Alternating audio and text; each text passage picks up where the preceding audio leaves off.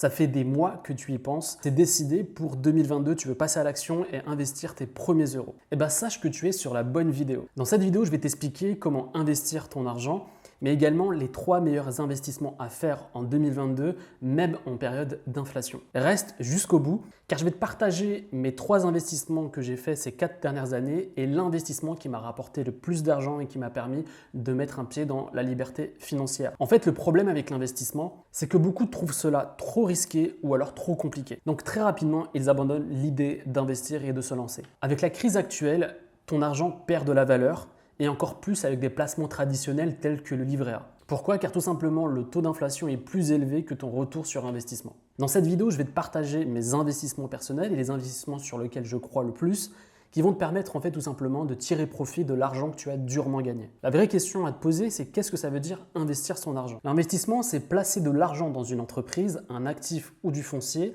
dans l'espoir d'obtenir un revenu ou un profit supplémentaire pour accroître son patrimoine. En fait, tu as 2 types d'investisseurs. Tu as soit l'investisseur qui va voir sur le long terme, soit tu as un investisseur qui va être beaucoup plus spéculateur et très court-termiste. Un investisseur long terme, quand il place son argent dans l'immobilier, la bourse ou encore les crypto-monnaies, en fait, il souhaite récupérer son investissement en espérant faire une plus-value sur les 5 à 10 prochaines années. En gros, tu minimises les risques comparativement à un spéculateur. Le spéculateur, en fait, ce qu'il va faire, c'est qu'il va avoir une vision très court-termiste avec des investissements très risqués.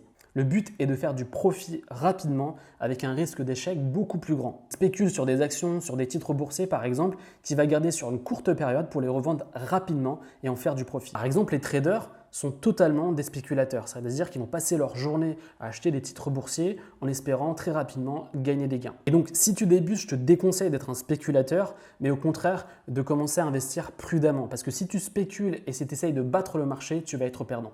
Tu vas me dire, ok, merci Adam, c'est super tes infos. Moi, ce que je veux, c'est tout simplement investir mon argent dans les prochaines semaines. Maintenant, ce que je vais te montrer, c'est mes 3 placements préférés, mes 3 investissements qui sont stables, solides et long terme. Première méthode, c'est l'investissement en bourse. J'ai une question pour toi. À ton avis, qu'est-ce qui rapporte le plus entre l'investissement immobilier et l'investissement en bourse? Selon le site Le Revenu, entre 1988 et 2018, les actions avec dividendes ont gagné plus de 1352% et l'immobilier à Paris 402%. Maintenant, ce que j'aimerais te montrer, c'est les 2 manières pour gagner de l'argent avec la bourse. Première méthode, tu as la plus-value. La plus-value, c'est la différence entre le prix d'achat et le prix de revente d'un actif, comme une action par exemple. Si par exemple tu achètes une action Apple à un certain prix, ton souhait c'est que cette action prenne de la valeur et que tu puisses la revendre plus cher que tu l'as achetée. En revendant tes titres plus cher que le prix d'achat, tu fais donc ce qu'on appelle une plus-value. Deuxième méthode, c'est les actions à dividendes. Un dividende, c'est toucher une partie des bénéfices annuels de la société dans laquelle tu as investi. En général, c'est versé tous les trimestres, même si ça peut varier selon les entreprises et les périodes.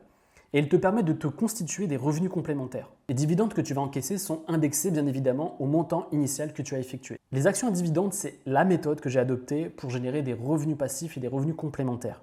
Avec l'immobilier, c'est les 2 méthodes sur lesquelles je crois pour avoir une retraite confortable dans les prochaines années. Tu vas me dire comment débuter en bourse. Se lancer en bourse est devenu une commodité et c'est devenu de plus en plus facile. Notamment grâce à des applications comme Trade Republic ou eToro qui ont vulgarisé l'acte d'investir en bourse et cela même si tu es totalement débutant. Tu veux gagner de l'argent en bourse, tu dois avoir une bonne stratégie et d'apprendre un maximum avant d'investir un seul euro. Aujourd'hui, YouTube, les blogs, Instagram te proposent pas mal d'informations sérieuses pour te lancer avec plus de sérénité. Et cela totalement gratuitement, c'est-à-dire que tu vas pouvoir visionner des vidéos YouTube comme celle-ci qui vont te permettre de te lancer avec plus de sérénité et commencer avec un petit montant. Maintenant, ce que j'aimerais te montrer, c'est comment tu peux gagner avec la bourse grâce aux intérêts composés. Par exemple, ici, tu as un capital de départ de 500 euros. On part sur une petite somme. Et l'apport mensuel, par exemple, ce que tu vas mettre mensuellement, on va dire peut-être 100 euros. 100 euros, tu vas investir 100 euros tous les mois. Le rendement visé, on va mettre 6% pour qu'on soit dans la médiane. Et on va mettre une croissance annuelle du dividende de 4% avec des frais de 6%, on va rester au milieu. On va faire calculer mes gains. On va voir combien ça peut te rapporter. Et ce qui est intéressant, c'est que tu as l'investissement en bourse, l'assurance vie et le livret A. On peut le voir très rapidement que l'investissement en bourse, quand il est bien fait, quand c'est bien exécuté, eh ben, tu peux gagner de l'argent. Donc le jour 0, tu vas générer 30 euros de dividendes annuels. Et ce qu'on peut voir, c'est que chaque année, ça va te rapporter de plus en plus. Donc, au bout de 10 ans, ça te rapporte 1200 euros. Donc, ça fait à peu près 100 euros par mois. Ce qu'on peut voir, c'est que plus les années avancent et plus tu peux même finir jusqu'à 32 000 euros au bout de 40 ans de revenus avec les dividendes annuels que tu vas recevoir des différentes entreprises. Donc là, c'est important de voir ça parce que ça te donne une image concrète de ce que peut te rapporter la bourse si tu le fais les choses correctement. Et dans la description, je t'ai mis une formation gratuite qui te permet de comprendre un peu plus comment mettre en place une stratégie boursière cohérente et sérieuse. Deuxième méthode d'investissement que j'aimerais te partager, ça va être les crypto-monnaies. Tu vas me dire, mais pourquoi investir de l'argent dans les crypto-monnaies même si le marché est totalement baissier? Alors moi, j'ai commencé vraiment de zéro. En fait, ce qui m'a convaincu d'investir dans les crypto-monnaies, c'est le livre Investir avec succès dans le Bitcoin et les crypto-monnaies de Thibaut Coussin. Tout comme la bourse, j'ai décidé de croire à cette technologie et d'investir dans quelques crypto-monnaies avec des projets solides et qui apportent une plus-value positive pour la société. Je veux dire comment bien investir dans les crypto-monnaies. Avant d'investir dans une crypto-monnaie, qu'est-ce que je fais? En fait, je vais m'informer sur le projet. Je vais regarder s'il y a un livre blanc, une roadmap. Je vais également voir s'il y a une communauté sur Discord, sur Telegram, sur Twitter. Ça me permet de me rassurer. Plus le projet va être intéressant, plus il y a une communauté qui va pousser derrière et plus le projet va être sérieux et va me donner envie d'investir. Et en fait, ce que je fais tout simplement, c'est que je vais chercher la crypto-monnaie sur Coinbase ou Binance et je vais commencer à investir mes premiers euros. Quand j'ai commencé, j'ai sélectionné 3 à 5 crypto-monnaies en investissement une toute petite somme. Et j'ai déjà fait une vidéo là-dessus où j'investissais 100 euros dans différentes crypto-monnaies. La vraie clé pour investir, ça va être de commencer petit, faire de petits pas, c'est-à-dire investir 50 euros, 100 euros. Et en fait, tu vas prendre confiance et petit à petit, tu vas investir de plus en plus. Le marché des crypto-monnaies est ultra volatile, c'est-à-dire que tu peux rapidement gagner de l'argent, mais également rapidement perdre beaucoup d'argent. Actuellement, on est en bear market, le marché ne fait que descendre. Et donc, par exemple, sur cet article de France Info, on peut voir qu'une personne, son capital a chuté de 99%. Donc, je te recommande de t'informer avant d'investir le moindre euro. Si tu veux savoir comment investir tes premières centaines d'euros en crypto-monnaie, je te mets un lien dans la description d'une vidéo que j'avais faite où je t'explique très simplement comment investir 100 euros en crypto. Troisième méthode d'investissement, ça va être l'immobilier. Selon une étude, aujourd'hui, 59% des Français déclarent être propriétaires de leur résidence principale en 2022. En France, l'immobilier constitue la classe d'actifs la plus performante en cours des 25 dernières années.